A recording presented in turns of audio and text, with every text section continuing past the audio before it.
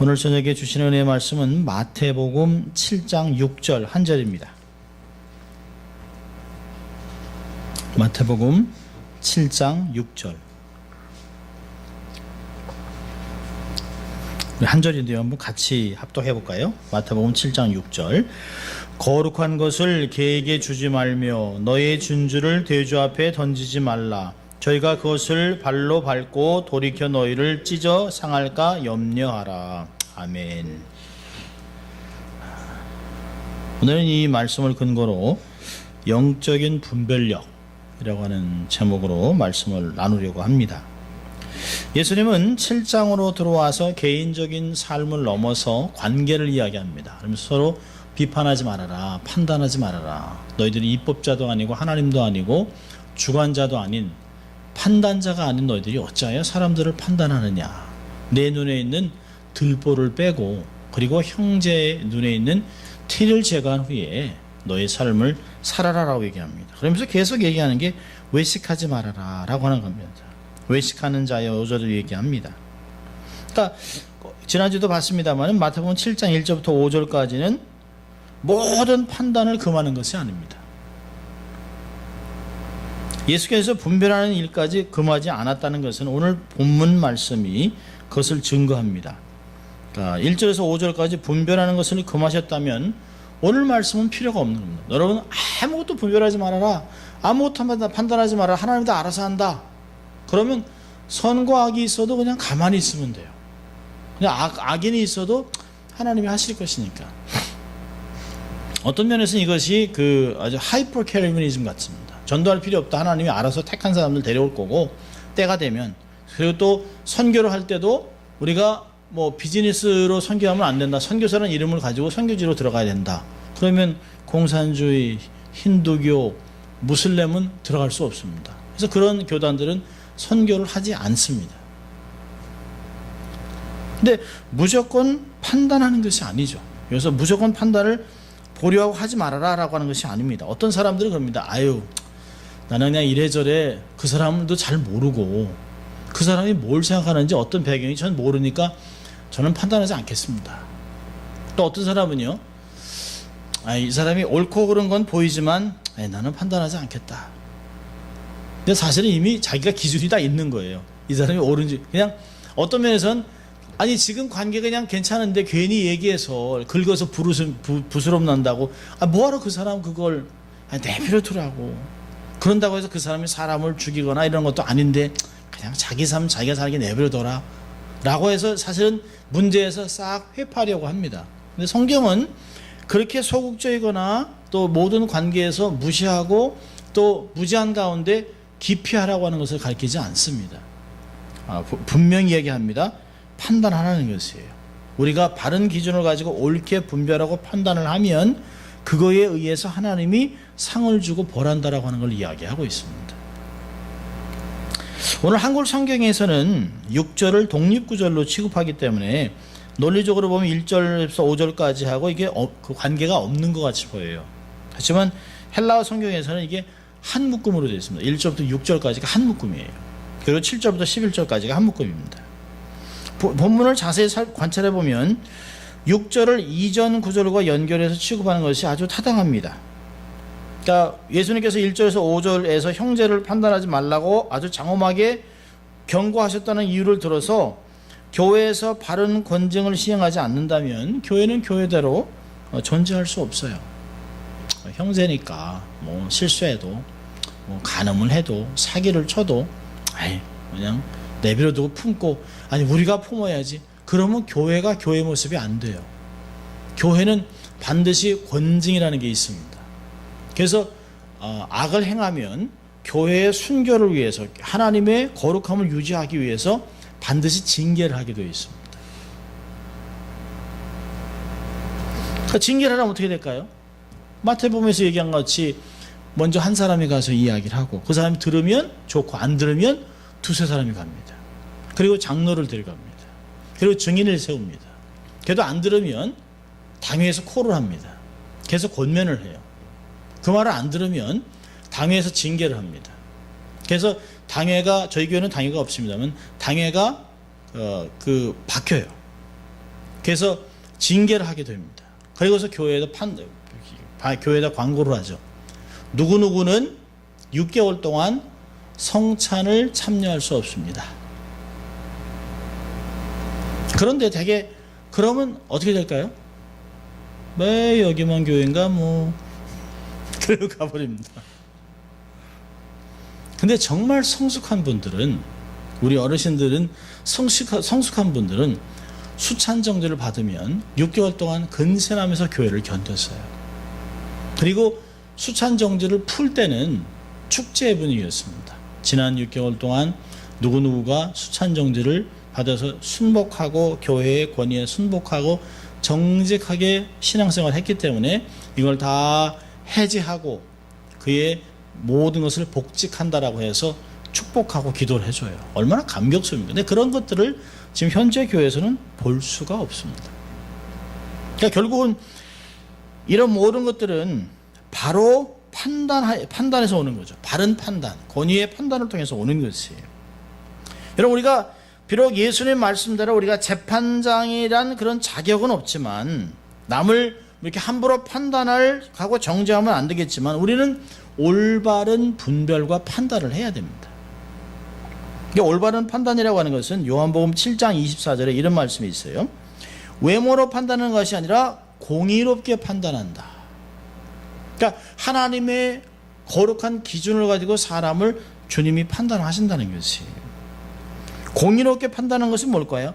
선과 악을 구별하는 것이에요.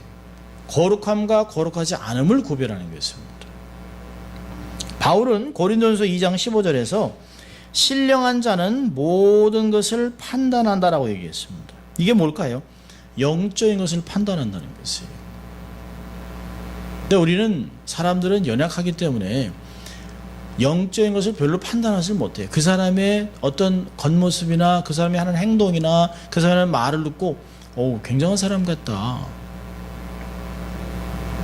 그러니까 쉽게 넘어가니까 교회에서 개파동이 나고 교회에서 무슨 일이 터지고 상상도 안 했다. 어떻게 갑자기 교회에서 문제가 터지고 하는 얘기가 뭐지 항상? 나 그 사람 그런 줄 전혀 몰랐다. 근데 어떻게 장로님이, 어떻게 목사님이, 어떻게 권사님이.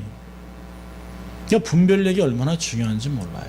요즘같이 일루션이 많고 이렇게 그럴싸하고 착하고 비슷한 것들이 얼마나 많은지 모릅니다. 그래서 신령한 사람들은 모든 것을 판단하되 특별히 영적인 것을 잘 분별해야 된다는 것이에요. 우리가 그렇잖아요. 참 안타까운 일들입니다만은 사람들이 이렇게 목숨을 끊는다 그러면 평상시에 그 사람이 어떤지 전혀 모르는 거예요. 뭐 잘 먹고 잘 지내고 뭐 이렇게 하니까 뭐 그러려 알지 모르는 거죠.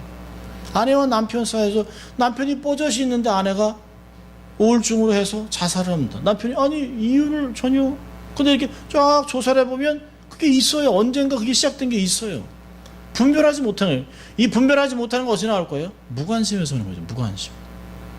관심을 보여주지 않는 것이에요. 사랑이 없다는 것이에요. 이 모든 것들을 성경에서 가르쳐주고 있는 것입니다.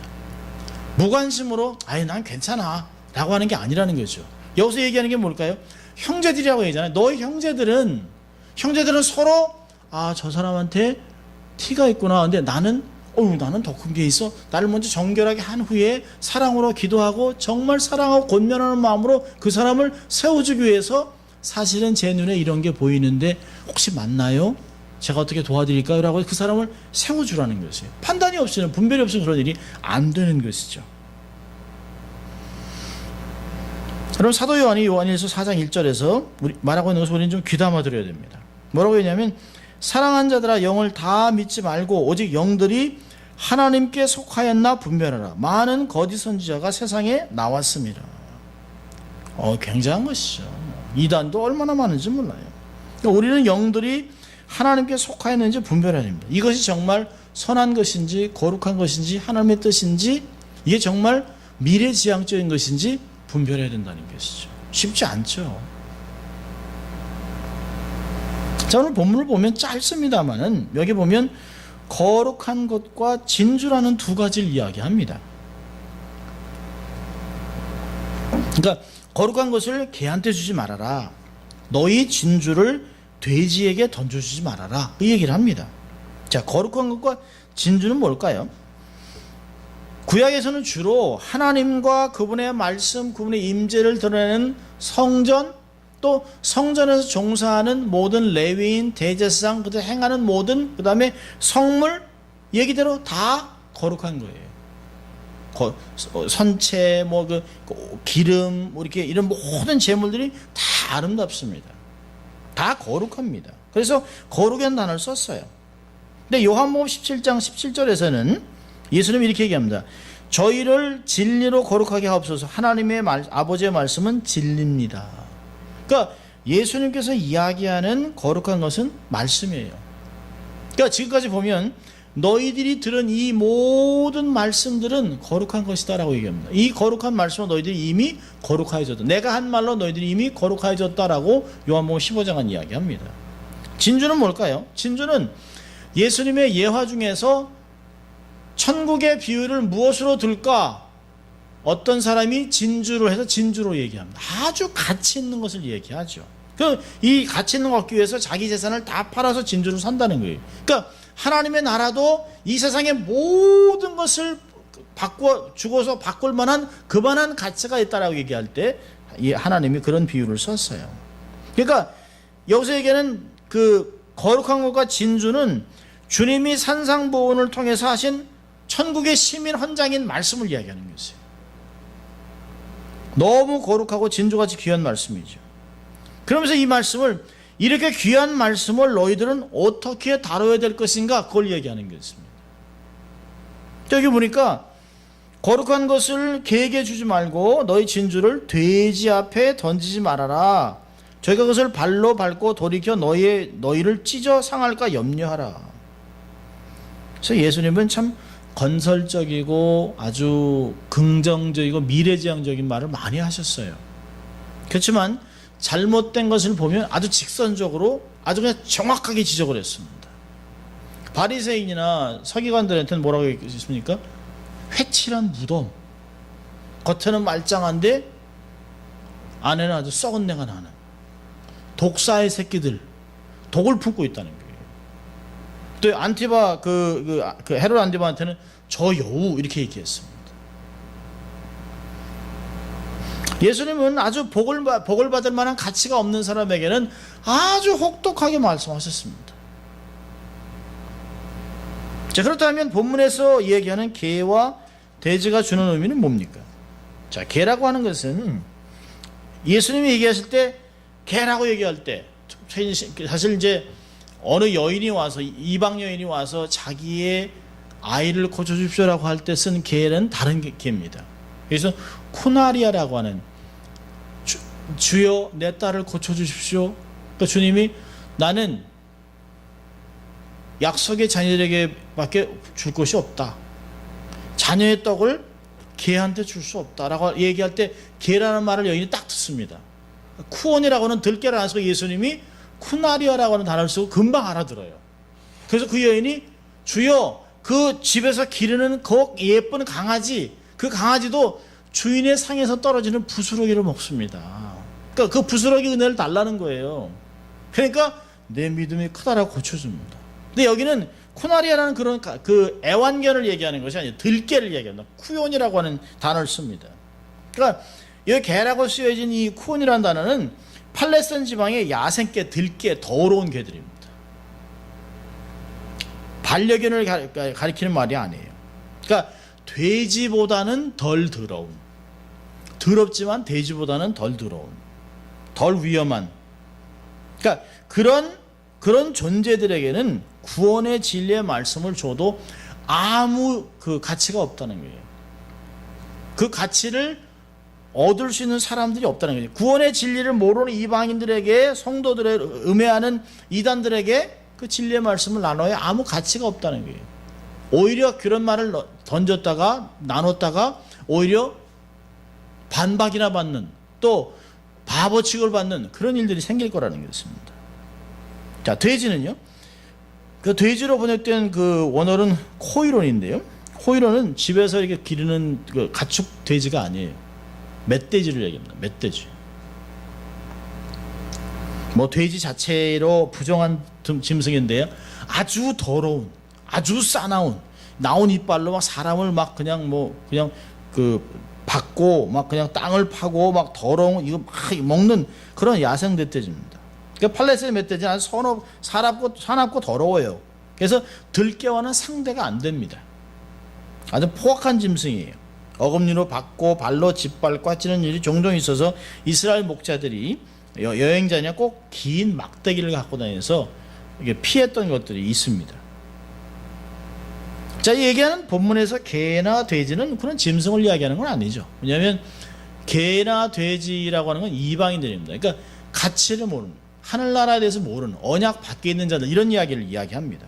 그러니까 의식적으로 복음을 거절하고 교활하게 복음의 내용을 왜곡시키는 아주 악한 자들이라고 주석자들은 얘기합니다. 그러니까 이들은 우리가 그들에게 권하는 복음이나 하나님 나라 등 신령한 것들에서 가치를 여기지 않습니다. 하나님의 나라가 이들에게 무슨 관심이 있겠어요? 하나님의 선택하심, 하나님의 정의, 하나님의 공의, 이런 게 이방 사람들이 무슨 받아들이겠습니까? 무슨 가치가 있겠어요? 아이시스 같은 사람들이 무슨 가치가 있겠어요? 잠언서 11장 22절을 보면 아주 재밌는 말씀이 있어요. 아름다운 여인이 삼가지 아니하는 것은 마치 돼지 코에 금고리 같으니라. 돼지 코에 금고리를 걸어야 안 어울리잖아요. 그 돼지는 또 뭐 이쁜가 이렇게 자기가 거울 보겠어요? 아니요. 뭐 그냥 귀찮아할 거라고요. 이게 왜 여기 달렸나? 가치가 없다는 것이에요. 이런 베드로 사도는 이 두 개의 속담을 함께 사용해서 아주 흥미로운 말을 합니다. 베드로후서 2장 20절을 보면 참 속담에 이르기를 개가 그 토하였던 것에 돌아가고 돼지가 씻었다가 더러운 구덩이에 도로 누웠다는 말이 저에게 응하였도다. 이 구절은 두 종류의 사람을 얘기합니다. 처음은 복음을 맛봤다가 배도한 사람들, 그리고 복음을 처음부터 완전히 거부한 사람들. 그러니까 이 사람들은 동물과 같은 생활을 한다는 것이 거룩하게 무엇인지 신령한 것이 무엇인지 하늘나라가 뭔지 죽음 후의 사후세계가 뭔지 아무것도 모른다는 것이에요. 그러니까 예수님은 본문에서 거룩한 것을 귀하게 가치 있게 여기지 않는 악인들에게는 주지 말아라 라고 하는 것입니다. 자, 이제 그러면 질문이 생깁니다. 아니 그러면 복음을 전하지 말라는 겁니까? 아니 처음부터 복음에 대한 가치를 알았다면 세상에 안 믿는 사람이 어디 있겠어요? 그런 사람 없죠. 그러니까 개하고 돼지같이 이렇게 경멸하면서 아이고 저 안 믿는 거다 지옥 갈 인간들, 그런 자세로 복음을 증거한다면 선교사의 말을 받을 사람이 한 명도 없습니다. 아니 우리를 개돼지 취급하는데 뭐하러 그 사람이 얘기하는 복음을 듣겠어요? 한국에서 온 초대 선교사들 보면 참 된장찌개 우리가 먹고 맛있습니다만 그 사람들은 얼마나 냄새가 기가 막히겠어요. 화장실 정말 수세식 변소를 쓰던 사람들이 가서 막 그 뒷간 막 그냥 막 팔이 날리고 더러운 그곳에 화장실을 썼다고 생각하면 참 너무 기가 막히죠. 선교사들이 어떻게 그런 데를 쓸까? 근데 그들이 아유 더러워 인간 같지도 않은 사람들 이라고 했다면 누가 그들의 복음을 받았겠습니까? 그런 경멸적인 태도를 가지라고 하는 것이 아닙니다. 땅끝까지 복음을 전해야 되는 그리스도인들에게 너희들이 땅끝에 가서 내 증인되라고 말씀하고 이게 상충되잖아요. 근데 여기서 얘기하는 그런 것을 얘기하는 것이 아닙니다. 예수님의 교훈을 종합적으로 생각해 보면 불신자에 대한 기독교인의 태도를 얘기하는 것이 아니에요. 그러니까 복음의 진리를 변질시키지 않으면서 다양하게 전달하는 방법들을 설명하는 것입니다. 만약에 복음을 계속 안 받아요. 뭐 30년, 40년 복음 사역할 수 있겠죠. 그러나 계속 가서 복음을 전하면 돌을 던지고 활을 던지고 막 그냥 욕을 하고 막 그냥 더러운 걸 쏟아붓고 그러면 처음 한 번, 두 번 하고 하지만 그땐 가서 더 효과적으로 사역할 수 있는 곳을 찾아서 또 복음을 증거하라는 것이에요. 한 마을에만 계속 뭐 10년, 20년 하는 것이 아니라 복음을 들을 수 있는 곳을 또 찾아가라는 것이에요. 여러분 예수님도요. 이 마태복음 10장 5절에서 14절까지 보면 예수님의 제자들을 파송합니다. 파송하면서 이런 말을 해요.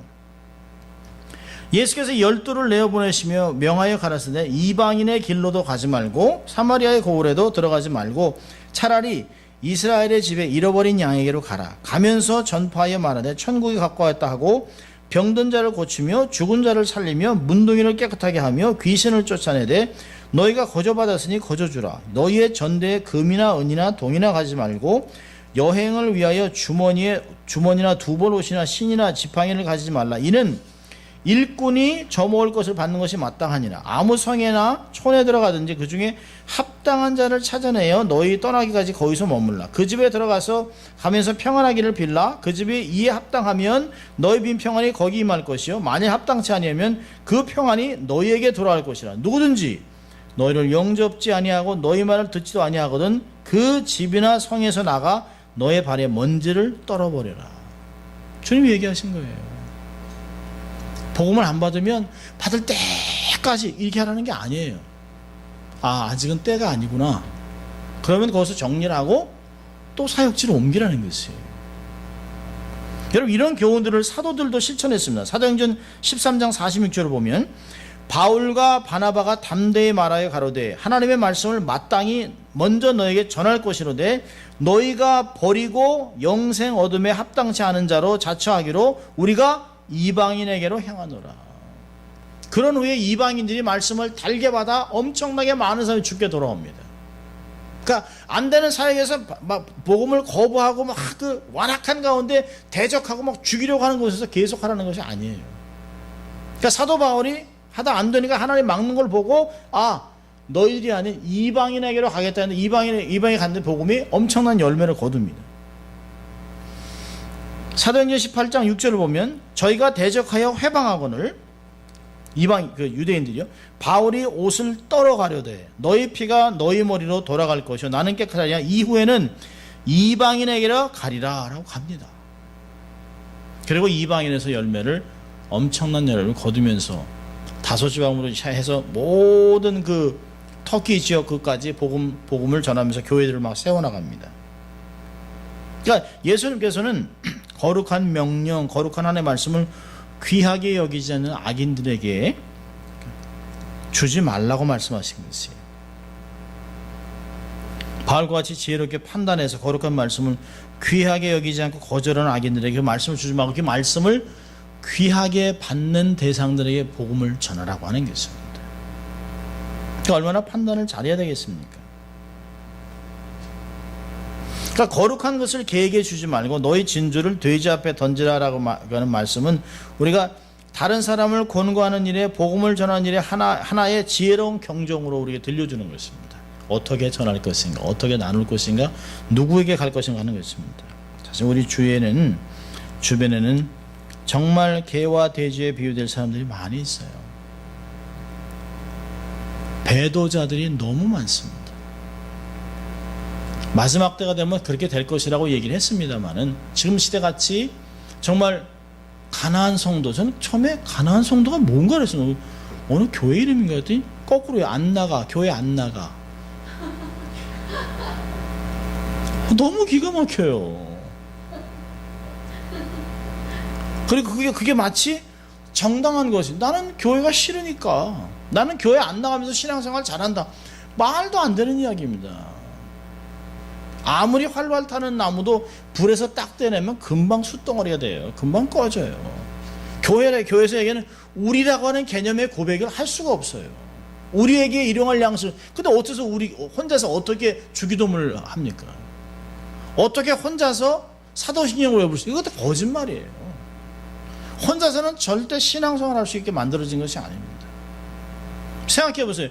예수님 어린데 손가락 하나만 있어요. 그게 사람입니까? 아니죠. 괴물이죠. 그럴 수 없다는 거예요. 너무 그런 정말 자기는 예수 믿는다고 하지만 교회를 저주하고 교회를 싫어하고 많은 사람들의 복음을 막 이렇게 막 뒤틀어서 힘들게 하는 그런 사람들은 신앙인이 아닙니다. 또 이단들은 얼마나 많습니까?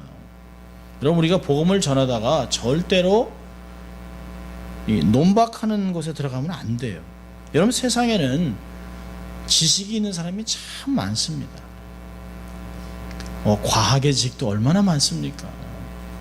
그러니까 세상에 똑똑한 사람이 굉장히 많아요. 그 똑똑한 사람이 동정녀 탄생을 믿을 것 같습니까? 절대 안 믿습니다. 설명해보라는 거예요. 지금요, 많은 사람이 있잖아요. 사람이, 그 처음에 아메바로 시작했다 어느 한순간에 싹 사람으로 진화했다는 거예요.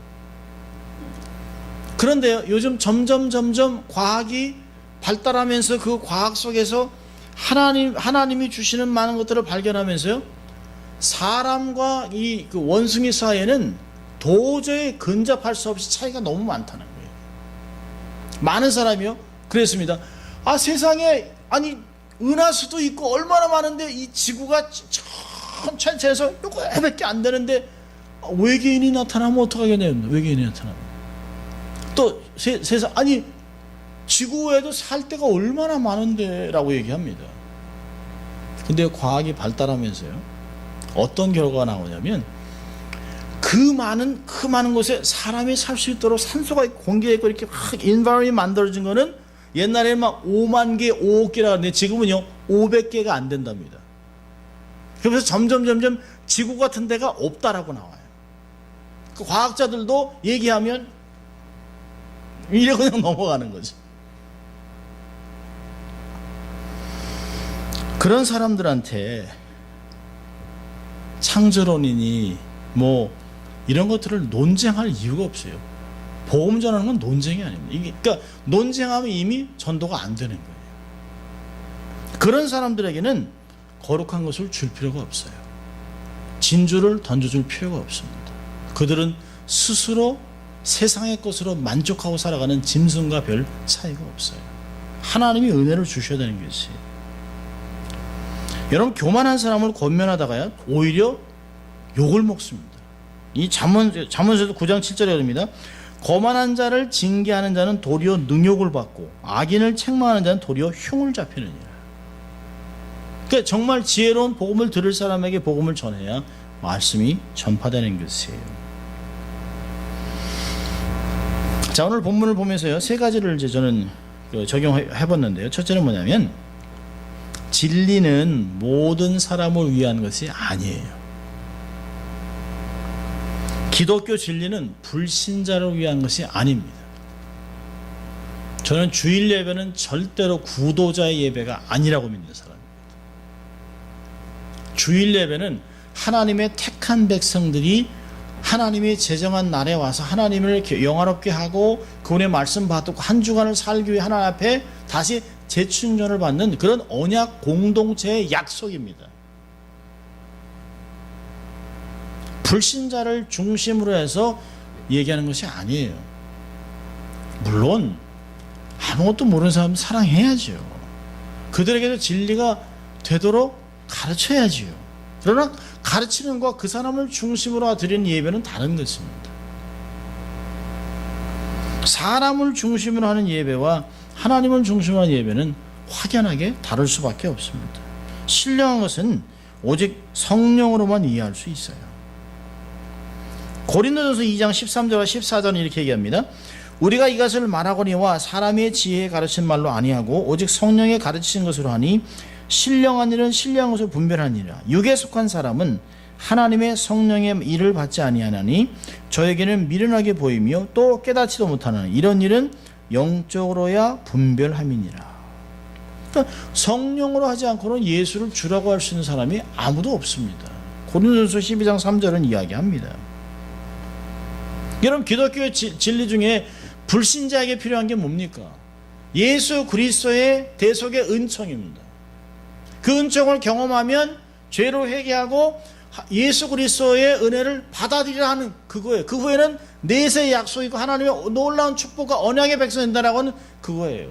불신자에게 하나님의 섭리, 하나님의 택하심, 이 사람들이 말이 안 들어와요. 하나님 나라의 부요함, 그거는 영안이 열린 사람들에게만 알 수 있는 것이에요. 불신자들에게 아주 기본적인 진리를 전해야 되는 것이죠. 기본적인 진리를 받지 못하는 불신자들은 기독교의 복음의 부요함을 이해할 수가 없어요. 데살로니가 후서 3장 2절은 너무 정확하게 있습니다. 믿음은 모든 사람의 것이 아님이니라. 모든 사람이 믿음 있는 게 아니에요. 아니 저렇게 착한 사람이 예수를 안 믿어. 아니 저렇게 좋은 아빠, 좋은 엄마, 좋은 자식, 좋은 사장인데 예수만 안 믿어요. 그건 착한 게 아니고 그건 악인이에요, 악인. 예수 안 믿는 게 가장 큰 죄라고 얘기하잖아요. 아무나 믿는 게 아니에요.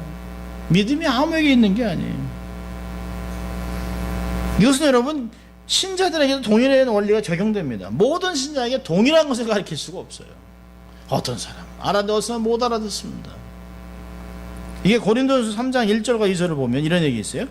형제들아 내가 신령한 자들을 대함과 같이 너희에게 말할 수 없어서 육신에 속한 자 곧 그리스도 안에서 어린아이들 대함과 같이 하노라. 내가 너희를 젖으로 먹이고 밥으로 언니하노니 이는 너희가 감당치 못하였으며니와 지금도 못하리라. 얼마나 답답해요.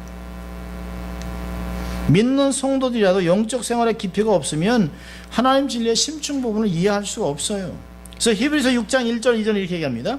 그러므로 우리가 그리스도의 도의 초보를 버리고 죽은 행실을 회개함과 하나님께 대한 신앙과 세례들과 안수와 죽은 자의 부활과 영원한 심판에 관한 교훈의 터를 다시 닦지 말고 완전한 대로 나가자. 밤낮 똑같은 거. 밤낮 똑같은 거. 조금만 하면 어려워요, 힘들어요, 다른 거 해요. 그건 목사들 마음이 그냥 철렁합니다, 철렁. 아니 이 정도면 알아들어야 할 텐데. 뭐 그런 얘기를 들으면 이제 스스로 생각하죠. 아 내가 너무 어렵게 가르쳤나 보다. 아 이 진리의 말씀을 쉽게 가르쳐야 할 텐데. 근데 그게 아닌데도 그러면 너무너무 답답한 거죠. 아니 6학년한테 맨날 1 더하기 1은 2. 어우 재밌다, 수학 재밌다. 1 더하기 1 2. 사탕 하나에 사탕 하나 2개. 그러고서 마치 난 너무 수학을 잘해 그러면 얼마나 기가 막히겠어요. 그게 아니잖아요. 성도들은 믿을 때부터 영적으로 성장해야 돼요. 그래서 에베소 4장 13절 얘기합니다. 우리가 다 하나님의 아들을 믿는 것과 아는 일에 하나가 되어 온전한 사람을 이루어 그리스도의 장성한 분량이 충만한 데까지 이르리니 그래야 어린아이같이 자루나우루나 치우치지 않습니다. 우리 성장의 목표는 예수 그리스도의 장성한 분량이 충만한 데까지 이르는 것이에요. 그 진리는 모든 사람의 것이 아닙니다. 마치 믿음이 모든 사람의 것이 아닌 것 같이 다 택감 받는 것이 아니에요. 다 진리를 아는 것이 아니에요. 다 예수를 믿는 것이 아니에요. 자, 두 번째는요. 거룩한 것을 귀하게 여겨야 합니다. 여러분 우리가 받고 소유한 보화가 얼마나 소중한 것입니까? 이게 아무나 다 구원받습니까? 아니요. 아무나 구원받는 거 아니에요. 저희도 온 가족이 예수 믿는 것이 아니에요. 우리 가족이 전체가 다. 그 많은 중에서도 저희 가족하고 몇 가족만 믿습니다. 사촌이 여기 잠깐 방문했는데도 예수 안 믿어요.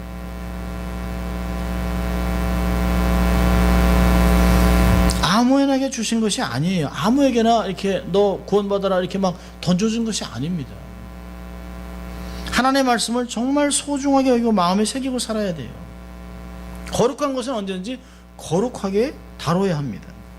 제가 중국에서 성경을 나를 때 납니다. 성경을 이렇게 막 나르면 성경을 이제 참 성경이라는 게 그 당시에는 성경이 한국의 성도들이 정말 피가 묻은 헌금을 해가지고 그것을 성경을 가지고 홍콩으로 날라갔고 홍콩에서 이게 밀반입을 하는 거예요. 아니면 호텔 하는 외국인 그 컨테너에 물건을 가면서 물건 속에 막 고기 속에 막 이렇게 가지고 막 그 성경을 집어넣어서 이렇게 해서 그 사람들이 호텔 같은데 몇 군데 북경에서 7군데에서 성경을 보관하는 그런 창고 같은 곳에 있었습니다. 근데 저희 같은 사람이 성경을 나누는 사람들이 이제 어디서 몇 권이 필요하다라고 하면 연락이 오면 어느 쪽에 가서 선물이 있는 날 보고 제가 전화를 하죠. 선물 들어온 거 있으세요? 그럼 이제 선물 픽업하러 갑니다. 성경 뭐 30권, 50권 이렇게 해서 이제 어떤 때는 쪽복음도 있고 이렇게 해서 뭐 이렇게 옛날에는 작은 것들 해가지고 가지고 가요. 작은 것들. 그래서 성경을 이제 메고서 이제 딱 준비한 후에 목요일 날 북경역에 가서 기차표를 사가지고 공부 다 하고 금요일 날 오후에 기차를 타고 12시간 올라가서 이제 사람을 어떤 때는 찾아가기도 하고 또 역에서 만나기도 합니다. 그러다 이제 가끔 시간이 돼서 여유가 생기면 담대하게 기도한 후에 이제 집들을 방문해봐요. 제가 방문을 했는데요. 어느 집은 제가 방문을 딱 했는데 성경이 막 찢어져 있습니다. 막 찢어져 있어요. 그러니까 제가 이제 중국말을 못하는 줄 알고 자기들끼리 막 얘기를 해요. 그러니까 처음에는 제가 이제 중국말 못하는 줄 알고 그 사람들이 막 중국말로 이제 막 얘기합니다. 뭐 이번에 새로운 물건이 들어왔는데 하나에 30원씩이야 여러분들. 그럼 성경을 파는 거거든요. 분명히 제가 무료로 갖다 줬는데. 또 어떤 사람이요, 새 거 있으면 막 달라고 그럽니다. 이제 모른 척하고 가만히 있죠. 속은 막 열불이 나죠 여기서 막. 근데 성경은 이게 막 찢어져 있어요. 그래서 제가 이제 한국말로 교포들이니까, 조선족들이니까 이거 왜 이렇게 찢어져 있어요 했더니 그게 종이가 좋아서 담배 말하기가 너무 좋다.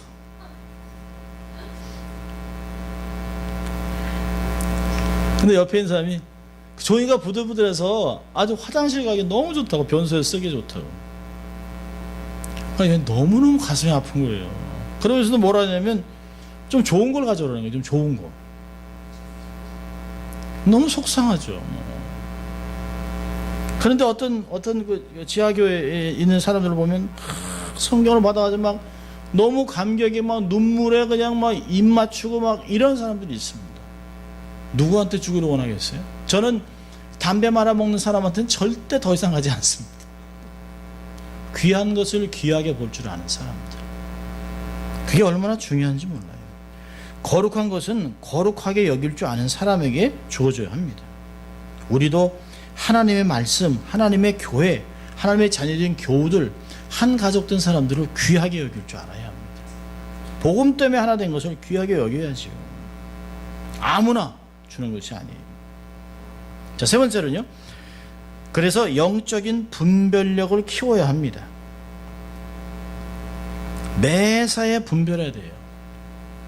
현실이 다가 아닙니다. 현실인데 그거 가짜일 수 있어요. 내가 봤는데 이게 그 자리에 있었는데요. 근데 그게 가짜일 수도 있어요. 그러니까 현실인데 이게 진짜냐? 진짜인데 이게 진실하냐? 진실한데 이게 하나님의 말씀에 근거한 거냐? 하나님 뜻이냐를 발견해야죠. 너무 우리는 그냥 눈에 보이는 대로 쉽게 판단합니다. 그리고 쉽게 마음 상하고 쉽게 낙심합니다. 무조건 받아들이고 인간관계 때 억지로 받아들이면 안 돼요. 세상의 진리를 함부로 취급하고 정말 정말 복음의 십자가에 정말 원수같이 대하는 개와 돼지 같은 배도자들, 이단, 거짓 선자를 잘 분별해야 됩니다. 정말 하나님 말씀 깊이에 성령의 인도함을 받기 위해서 기도해야 돼요. 그러니까 하나님이여 주의 판단력을 왕에게 주시고 주의 공의를 왕의 아들에게 주십시오라고 했던 시편 72편 1편은 우리 같은 기도예요. 하나님 분별력을 주십시오. 잘 분별할 지혜를 달라고 얘기하는 것이에요. 그럼 영적인 분별력을 키우기 위해서 해야 되는 게 뭘까요? 절대로 서두르면 안 돼요. 절대 서두르면 안 돼요. 두 번째는요. 냉철하게 판단해야 합니다. 그냥 믿어. 아니요. 그냥 믿으면 안 돼요. 아무리 내가 아는 사람이 소개해도 검증이 필요해요. 검증이. 냉철하게. 그러니까 가슴은 뜨겁지만 머리는 차가워야 됩니다. 아주 냉철하게 분별해야 돼요. 세 번째는요. 올바른 기준을 갖고 있어야 돼요. 올바른 기준. 선과 악, 거룩과 거룩하지 않은 것, 하나님의 뜻과 사람의 뜻, 이거의 기준이 정확해야 합니다. 네 번째는요. 하나님을 경외해야 합니다.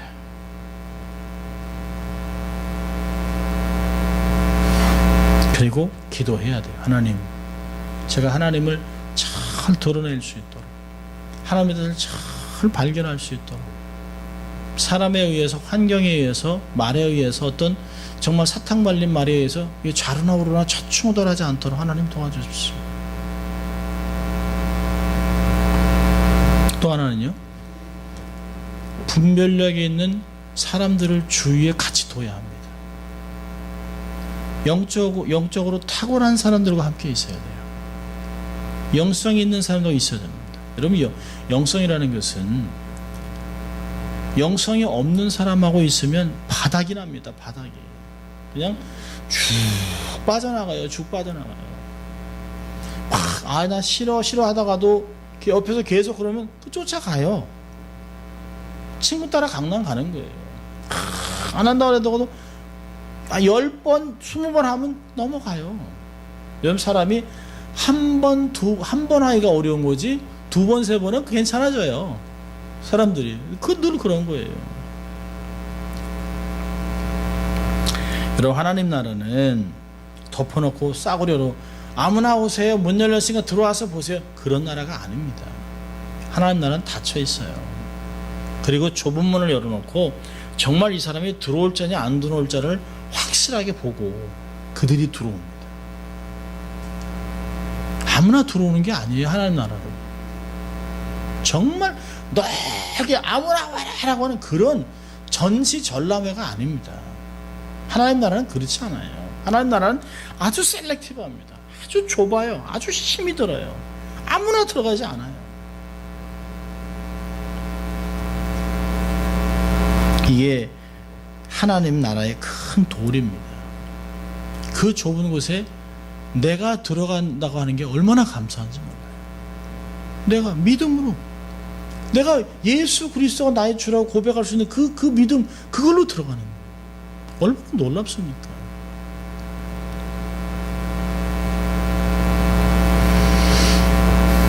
그렇기 때문에 우리는 하나님께 주시는 지혜와 판단으로 옳은 것을 판단해야 돼요. 옳은 것을.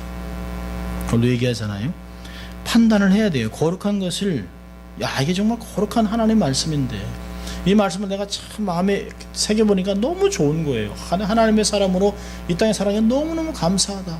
이 감격을 누구에게 전해요? 복음을 대적하는 자들에게 전하는 게 아니에요.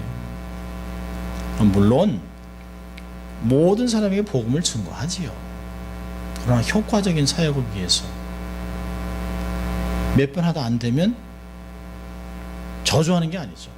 하나님이 나 이쪽으로 보내시는구나. 기도는 하지요. 그러면서 하나님께 또 이 땅에서 하나님의 택한 자가 누굴까? 하나님 복음 받을 사람을 제게 붙여주세요. 전도할 수 있도록 도와주세요. 해서 그 사람을 만나서 복음을 증거하는 것이에요. 잘못하면 아무에게나 막 던지면, 돼지한테 막 던지면 그러잖아요. 발로 밟고 도리어 돼지가 콩 달라니까 왜 이런 걸 줘가지고 그냥 쾅 들이박숴줄 수 있다는 거죠. 본문이 그런 얘기하는 거예요. 밥을 줘야지 나한테 왜 진주야 이런 거예요. 씹히면 씹혀지도 않는 거예요. 그런 것들을 이야기하고 있습니다. 오늘도 내가 정말 영적인 분별력을 키워야 되겠구나. 정말 거룩한 것을 잘 귀하게 되겠구나. 정말 진리는 아무나 소유하는 것이 아닌데 내게 주셨구나. 감사하고 또 그걸 감사한 것을 가지고 분별력으로 많은 사람에게 복음을 증거하는 여러분 될 수 있기를 주의 이름으로 축원합니다. 기도하겠습니다. 하나님 아버지 감사합니다. 오늘도 하나님 저희들을 소유의 배로 부르셔서 영적인 분별력을 가지고 복음을 효과적으로 전하고 또 바른 판단할 수 있도록 저희를 격려하신 것 감사합니다. 하나님 성령의 도우심으로 바른 기준을 가지고 냉철하게 판단하여 좋은 열매를 거두고 많은 효율적인 사역을 감당할 수 있도록 저희를 축복하여 주시옵소서. 감사하고 예수님 이름으로 기도합니다. 아멘.